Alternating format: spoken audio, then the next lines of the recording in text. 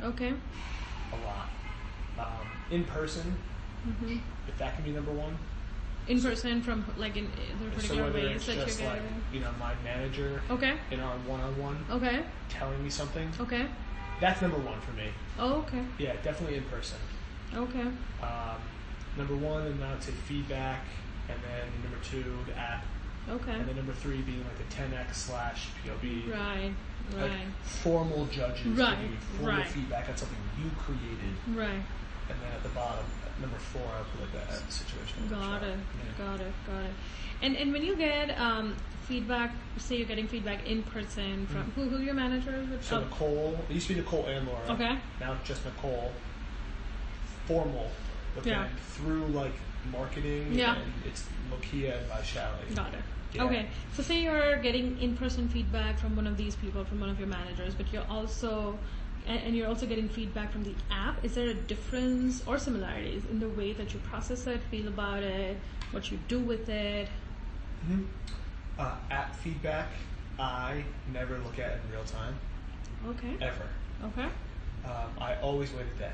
Okay. Always. I learned that from the first time I ever did it. And you're able to just resist looking at the app? The first time I did it, I got so pissed off at the feedback that I brought it home. And I was angry. Yeah. Yeah. So I now wait to the next morning. Okay. So what was your question was differences? Differences or similarities, app and in person. So in person, so then it depends on who it is, right? So if I'm getting feedback from like a senior leader in person, to me that's like tribal. Like this is like very important. Okay. And this needs to be acted upon with like the utmost regard. Okay. Because it has a name on it, assuming it's someone who is a leader. Yeah. Now on the flip note, if it's someone who's not a leader, then I have to decide how I value their opinion. Yes. And let's say I do value an opinion, it's like, okay, this is very, very important, again, because it has a name on it. But if, say, I personally, in that moment, time and space, don't value that person's feedback, then I might brush it off. But then I start thinking, if I put all this in the app, I would never know who was who. So that's why I do enjoy the app, especially because of the trends. You don't have to remember exactly what words were said. So by playing the two in concert, maybe you're giving someone a chance who you didn't think should get a chance. Yes. But then you can't talk back to that. Yes. And that stinks too. Yes. On purpose, I think. It's all so fascinating. Yeah. Because you get feedback all the time, right? Right. You could argue that you can get feedback anywhere. What do you mean? Like, obviously I've gotten feedback in previous careers, but what's the difference, right? Yeah. Between that and here is like the environment, you would argue. Yeah. Is people's training on it, people's history with it, people's respect for it. So, like, how does that, how do you filter it in an environment where it's not set up? You think, like, fuck that person. Yeah. Give feedback, jump out the window. Or here, it's like, well, hold on a second. This is what we do. Yes. So this makes sense. So. Okay. And like, say you're in say you were in an in-person feedback interaction, and you're thinking like the feedback doesn't resonate. Like, I disagree with the feedback. I'm not sure they're getting it right. Whoever it could be coming from. Like, how do you what's going on in your head at that point, and how do you respond typically? It's tough. Yeah. It's tough. It's a tough question because I think we all deal with it. So it depends. I think, so much of this depends, doesn't it?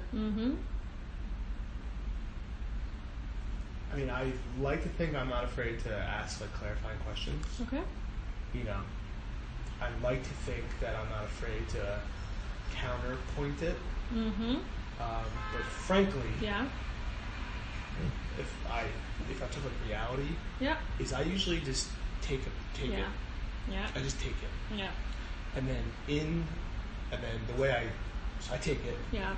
Because the thought here on me is that, I'm so confident and aggressive which I'm not. Okay. And you should look into this too, like how a talker gets labeled the wrong way, because I'm very insecure. I can talk to anybody, my foot's in my mouth. I think sometimes people think I'm more like confident and arrogant. In reality, like it's bad, my insecurities. Anyway, so I take it. I always take it. Okay. I always just take it. Okay. And I think what I do is hear feedback. It doesn't end because you're gonna use it. Yes. To do another version, Yeah. V1, V2, V3. Yeah. You're gonna use it. So Mother's Day is a great example. So Supriya and I, we have our kickoff meeting. Yeah. Along with us, Loki and Vaishali. They say, now you're gonna come back to us in 2 days with your plan. Okay. They give us feedback on our plan. We took it, and then obviously it was like, okay, we're going to meet again. And just because I took the feedback in that moment, I'm not just going to do what they say. Right. So when we came back to it, we were very honest. Here was the feedback we got. We considered it together. The two of us came up with these few reasons: pro, con, yes, no, and based on that, we did present. Like us not taking their feedback because we didn't agree with it. So, but I think the key for me is in the moment. Right. I do not like to counterpoint people, stop them, argue with them. I like to accept it, take it, give it a chance. But I won't do something because someone said so. And was that like is that like a natural instinct? Is that something that no, totally unnatural. Okay, so it's kind of a learned behavior. Yeah, I have to have it right up here. Right. Right up here. And what do you think? Like, do you think there are risks to doing that? Like, I can't imagine. Like, given there's a strong emphasis on learning, like one of the risks could be that you come across as defensive. Like, it's just something that I can totally imagine. Like, there's definitely you're coming off defensive. I think 1, 2, especially when it comes to like work revenue. You know, I did not start here from college. I don't have 5, 6, 7 years experience. Right. So I will say that it is natural. I'll correct myself for the e-commerce side of it. Okay. Because I'm normally getting it from people who've been doing this for so long. You're right.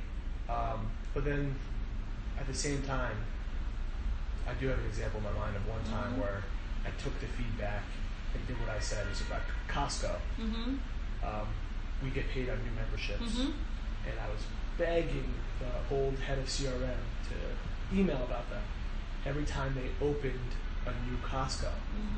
Duh, it's new to a market, we get paid, so, you know, I sat her down, we had a meeting, I presented it, she basically said, like, yes, but no thanks, you know, gave me the reasons why, and I straight up took her feedback, figured out her points, and then presented it again to her and a few others, and it became this thing we now do where we market every time a Costco opens. So I guess my answer is I take it always. 1, because I'm insecure about my position in the company. You know, someone who's new. You don't want to come across as not being open to feedback. Not being open to feedback, and like I know all the answers because I don't. Right. But what you really asked me, Stuti, is when I totally disagree. Yeah. And that's the loaded part of it, because I'm trying to put myself in those situations.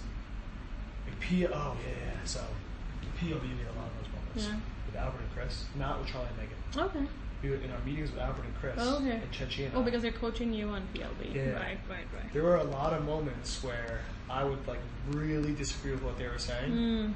I guess I felt more comfortable to speak my thought. And then it did become this environment where it was accepted to disagree. Got it. So that's an example.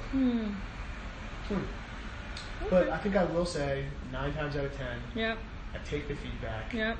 I give it a chance. Gives me a chance to see it. And if I finally deduce that I totally disagree, even after my visceral reaction, so I keep quiet. I definitely won't do something because I'm depends. But I do try to fight my natural visceral urge. Got it. Socially as well. Emotionally at home. Right. I'm from a very loud, argumentative family. Okay, that can be easy then. We never used the word argue though. It was always like, this is how we talk. So we talk, Yeah. and whenever girlfriends Yeah. and boyfriends come home, Yeah. they always have to get a lesson in our family.